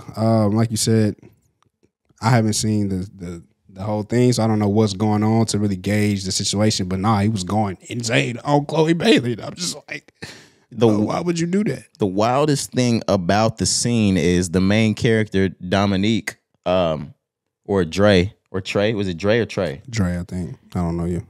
Dre walks up while Damson Idris is clapping Chloe Bailey, and she just stares, for a while. And Damson Idris and Chloe don't notice her, but all of a sudden, Damson Idris notices her, and he just turns it into a fucking cuckold scene. It got real porno vibes. I'm like, yo, what is going on? So he looks at her, he gives her the fucking what's up nod, and he keeps on beating cheeks. And she just, stays for a little bit and just kindly walks away. No, dang, what's dripping from her leg? That's the glue I was talking about. Holy shit, the glue. That's the glue. I knew it. Yeah, man. I'm fuck. Dead. But it's that one scene was so compelling. That's all Donald Glover needed as promo. That show is taking off now. Swarm, next week, Swarm's ratings will be through the roof, just waiting to see if you can see a peek of an asshole of Chloe Bailey or a titty or something. You can't, guys. And on the lady side, they just want to see that nigga Damson Idris like that again. Exactly. To be completely honest, Everybody got what they needed. Facts. It was a win-win for both sides here, I would say. All we saw was thigh and that perfect little corner ass piece that women have. Ooh, right. Oh my God. Yeah, that's all we saw though. Look at us being men in this. And then you heard you heard the Chloe moans? I did. They said Gunna was pissed. Gunna's in shambles. Yeah. Gunna didn't eat breakfast that morning. First Drewski, now Damson. Drewski is crazy. Come on, dog. Yeah. That was 2 days in a row. He had quinoa. Oh my goodness. He had quinoa that morning. Straight soups and smoothies. Yeah, absolutely. What do you want with that steak? No steak. No steak. Croutons. Croutons. Just bring me extra croutons with my fucking salad. Soup. What's the soup of the day? Any soup will do. Oh man, that's funny, bro. Speaking of soup, we need to talk on Thursday about some of them soups California's trying to get out of here. Heard about that. Yeah, that's fucking crazy. We'll talk about that next pod though. Yup. Oh, let's get a little darker as we move on, Cari. We have to talk about some of the passings of some of the greats that happened over the last week or two. Yeah. Bobby Caldwell, Cari. Yeah, man. It's tough. One of the biggest soul and R&B artists that you had no idea wasn't black. Mm-hmm. That's one of the artists that from our generation, you heard mom and dad play it over and over and over again. Yep. But you always thought it was a black man singing because there was so much soul in it. So much soul, so many instruments, man. Absolutely. Samples, but yes. And then you grow up and become 18 or 19 or 20 and you hear the song. Mm-hmm.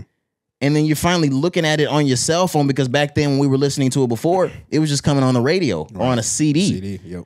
When we finally put face to fucking voice, like, oh, this is a white man, Cari. Bobby Caldwell is white. If you're not familiar with Bobby Caldwell, What You Won't Do for Love. Yes, sir. Open Your Eyes, aka The Light by Common. Yep. Just some of the hits, but a music legend.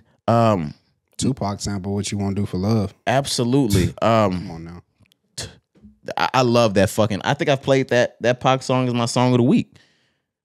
I might have, just from the old days that y'all didn't remember, I might have got that off on y'all twice. It's that good. Oh my God, that's one of my favorite Tupac songs, Right. and it's a posthumous Tupac song where they were just putting Pac on different records. But back to Bobby Caldwell. Yeah. I think I have a little bit more, or an article that was going more into detail. Yeah. I have her exact quote here. She said, "Bobby passed away here at home. I held him tight in my arms as he left us. I am forever heartbroken. Thanks to all of you for your many prayers over the years." Yikes. On what they said, it was more or less natural causes, but his health had declined after suffering severe side effects from a certain drug he was given. Oh, damn. Not over the counter, but prescription. Prescribed, Yeah, prescribed. Yeah. So just unfortunate, man, there. But Shout out to a fucking great. a legend, man. God rest his soul. Like you said, a contributor to soulful music, soulful R&B. And we know anybody can make music, but him being a white gentleman coming into R&B soul just wasn't something that was being done a lot, bro. So he gets a lot of credit, a lot of respect is deserved there, man. So just once again, rest in peace to Bobby Caldwell. Yeah, like you said, in that space in the 1970s, 80s, there weren't a lot of white artists that were able to break through and be accepted by the black culture in this realm.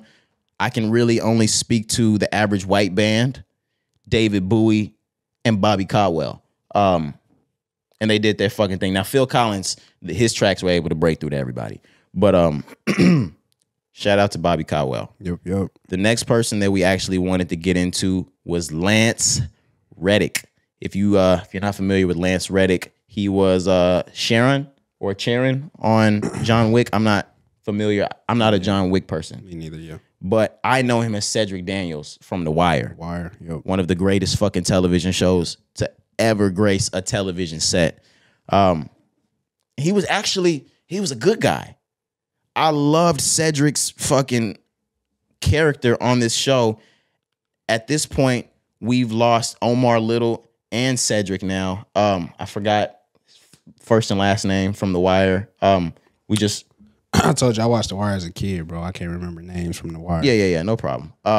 But nevertheless, Lance Reddick. Do you have more on his death or how it was he died? If not, I think I got it. I think I got it up here.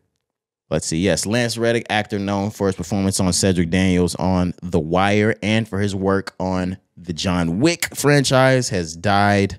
And that was on March the 17th, Friday. He was 60 years old. They said that he passed away from natural causes, but he passed away suddenly. Man, 60 you said?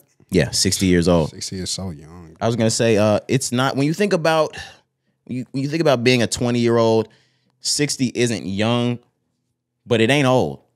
No, not at all. 60 is not old at all. And somebody that was still active in their career. John Wick is still making movies. They have a new one coming out like this month or next month, if I'm not mistaken. Like, so he was still active. It's not like this guy was slowing down. So that's what I hate about it the most, man. But 60 is young to me. Fuck that. That's a young death right there. Yeah, you could definitely say that. But what I was looking for was Michael Kenneth Williams, also known as Omar Little on The Wire. This is within 12 to 16 months, I think, that we've lost both of these characters from this iconic show. Omar Little being the standout. He ended up being probably the most popular character in HBO fucking history. But it's just sad to see this, man. Now, Michael Kenneth Williams, I believe there was a substance thing that was in that situation. But with Lance Reddick, just suddenly natural causes, you love to hear that when someone passes, it was of natural causes, but you hate to hear the passing. You hate to hear the passing. Shout out. I'll be watching The Wire tonight as commemoration. Such a fucking amazing show. Yeah, I'm out there running back. Like I said, as a kid, my dad watched it, so I remember being in like early elementary watching The Wire. So I have seen The Wire, but it was just so long ago. I need to go back and rewatch it. And I know you're not a power person. If you are a power person, if you are a snowfall person, I'm trying to think of some of the other TV shows that have come on throughout the years that were about drugs. BMF, all of these. BMF was real, but The Wire is the origin of all of this. Nobody before that had really broken the streets down. If they did, it was always that New Jack City, we're at the top of the top selling coke down to the normals.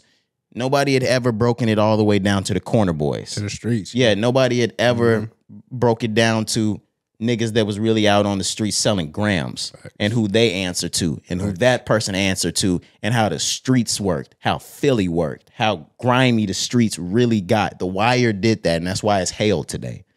Check that out. Once you get to season 2, bear with it because season 2 is a slow fucking season. But everything after that, season 1's amazing. Everything after season 2 is just incredible.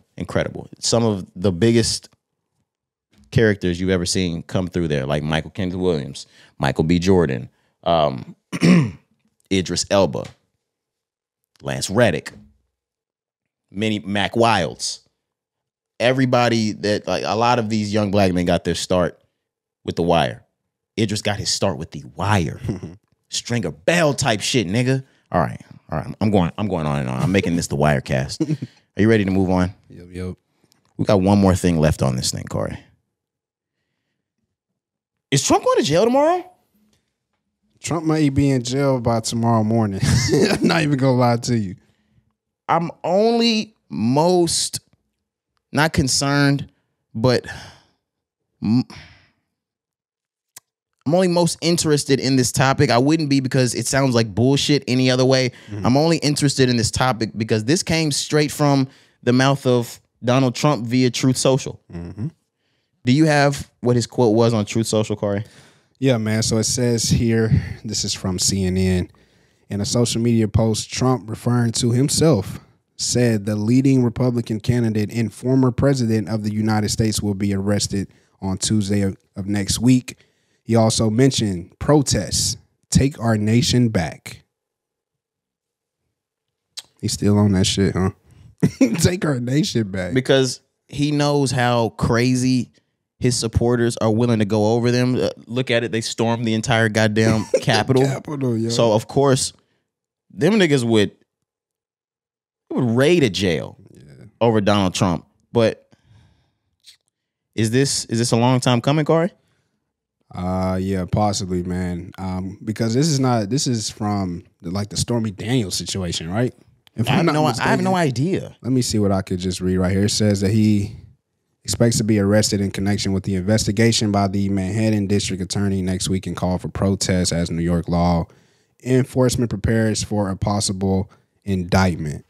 It says here, Trump in connection with a years-long investigation into hush money scheme involving adult film actress Stormy Daniels. So yes, this is stemming all the way back from the shit with Stormy Daniels.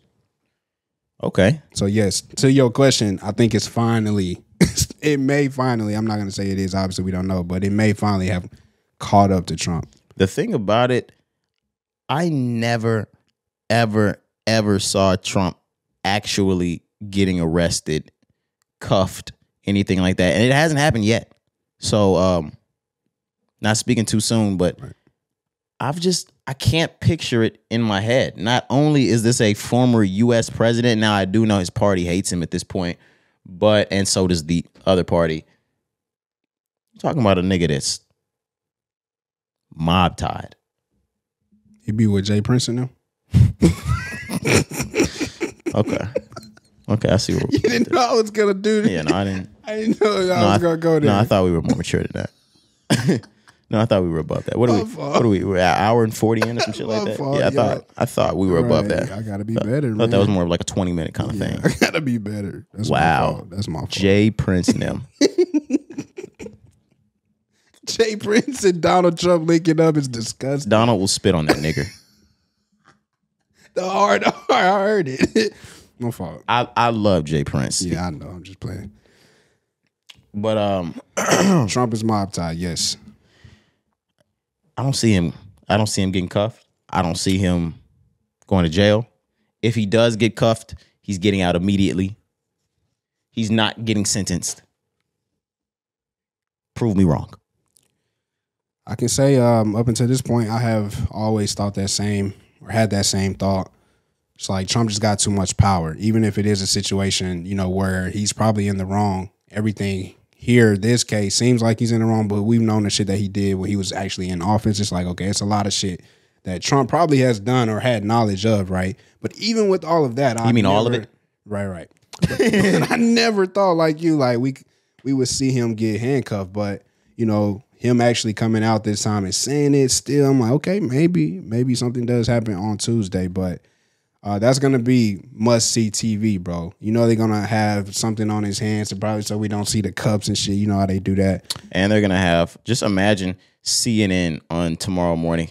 We are live expecting Donald Trump to turn himself in at any moment now. This shit is actually news. It's disgusting, honestly. At any moment now, he will emerge from the door in which he will be reporting himself to the authorities. Any moment now. Donald Trump just opened the door.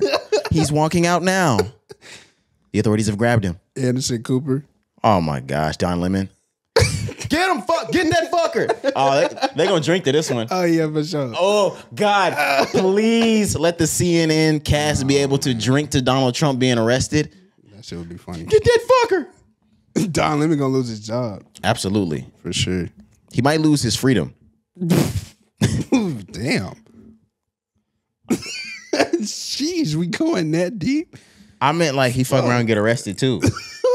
You're talking about as a black man? Yeah. Holy shit, Cari. Like, damn. Cari. Don't put this on me, bro. I don't know what to expect when it comes to you. As soon as you went far left, you were like, damn. I was like, oh, he thinks I mean nigger. Nigger-wise. Yeah, because that's how you started. Okay. My fault. You started that way with the Jay Prince shit. We both wrong here. Okay. Let's agree to disagree. Yeah. Let's accept our faults. Yeah, man. Accepting my flaws. Head ass. Ooh, you fucking Bryson Tiller. Future. Oh, okay. He doesn't have Bryson Tiller has some shit like that? Probably, bro. That Trap Soul album. Probably. Probably some shit like that. I don't know. Or some SoundCloud music that he had. Yeah, but that nigga's going to jail. He's going to fucking jail. More than likely, man. Right Right my wrongs. That's what I was like. There it is. There it is. You niggas thought I was gonna rest on being wrong? Fuck no, nigga. Yeah. I don't have anything else on Donald Trump. That's it, man. Like we said, we'll see what happens on Tuesday. If he does get arrested, then we'll follow up on Thursday with more on that. But yeah, nothing else I got, man. What if he was talking about like Obama the whole time?